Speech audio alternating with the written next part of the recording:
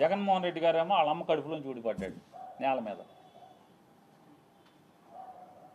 మీరు చేస్తే అన్నీ పత్తిత్తు కవర్లు మీరు చేసేవన్నీ, అతను చేస్తే పాప పనులు అవన్నీ జగన్మోహన్ రెడ్డి గారు చేస్తే. సిగ్గు లేకుండా అదే జీవనం అనుసరిస్తున్నారు. సినిమా ఇండస్ట్రీలో అదే సాంప్రదాయాన్ని, అదే రూల్స్ని మీరు ఎందుకు కొనసాగిస్తున్నారని అడుగుతున్నాను. కొనసాగించకూడదు కదా.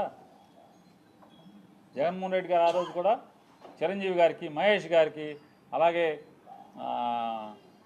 మన రాజమౌళి గారికి, ప్రభాస్ గారికి, వీళ్ళందరికీ చెప్పారు, నా భయం ఏం లేదు అన్నా, నా భయాలు ఒకటే, మీరు పేదవాడికి సినిమా టికెట్ అందకుండా తీసుకెళ్ళిపోయే పరిస్థితి ఉంటే, కుటుంబం సినిమాకి వెళ్తే మినిమం 1000 రూపాయల నుంచి 2000 రూపాయలు లేచి వెళ్ళిపోతే,